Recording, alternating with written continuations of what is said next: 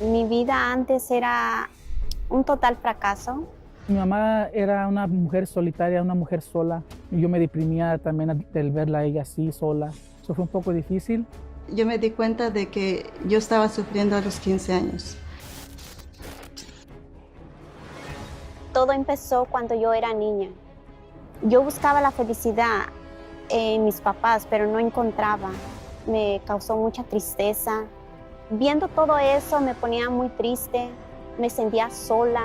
Yo estaba saliendo con una muchacha que no era bien correspondido, yo estuve sufriendo mucho por ella, ella me engañó. Me sentía yo triste, me sentía yo deprimido.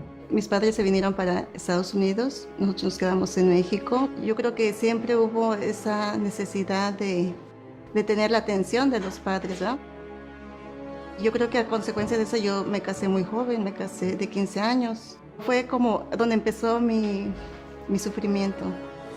Me fui volviendo una niña solitaria, no tenía amistades, no tenía amigas, no quería hablar con nadie.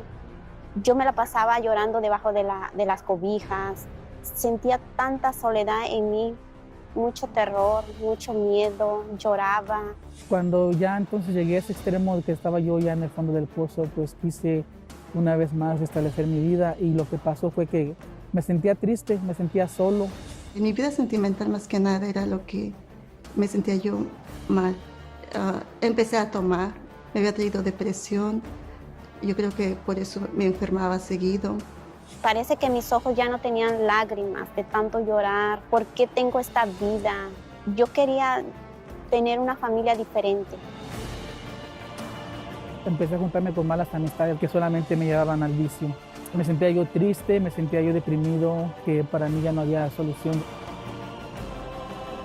Porque yo era una persona también ya amargada, una persona muy acomplejada. Yo podía estar en medio de tanta gente y yo siempre me sentía la peor.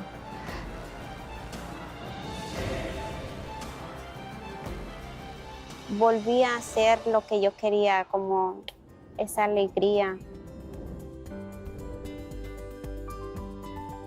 Cambié mi manera de pensar, mis actitudes, encontrar esa felicidad, esa alegría.